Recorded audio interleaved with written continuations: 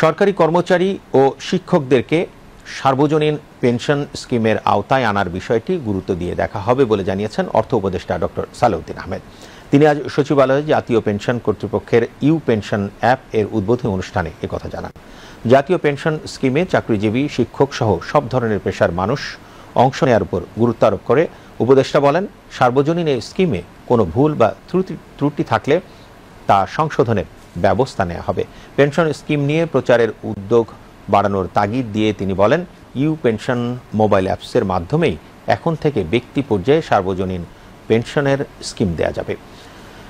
সার্বজনীন পেনশন দেশের একটি রাষ্ট্রীয় অবসর ভাতা ব্যবস্থা, যা দেশের সকল নাগরিকের জন্য টেকসই সামাজিক নিরাপত্তা নিশ্চিত করার লক্ষ্যে চালু করা হয়েছে। উল্লেখ করে উপদেষ্টা আরও বলেন, এই স্কিমের আওতায় 4টি পৃথক স্কিম রয়েছে: প্রবাস স্কিম, প্রগতি স্কিম, সুরক্ষা স্কিম এবং সমতা স্কিম।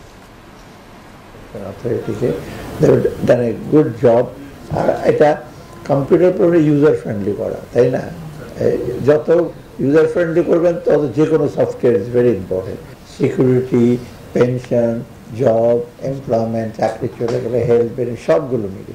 তো এই ধরনের উদ্যোগ কিন্তু একটা স্টেপ, ক্ষুদ্র স্টেপ হতে পারে, মানে এই ক্ষুদ্র ক্ষুদ্র স্টেপে কিন্তু সব মিলে কমিউনিটি, বিশেষ করে ডিজিটাল সেটা কিন্তু সবচেয়ে বেশি ইম্পর্টেন্ট।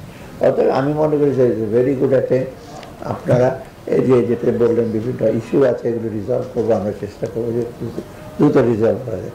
ডেফিনেটলি লোকজনকে একটু কনভিন্স করতে হবে তো এটার সুবিধা আছে। আমি মনে করি এটা ভালো।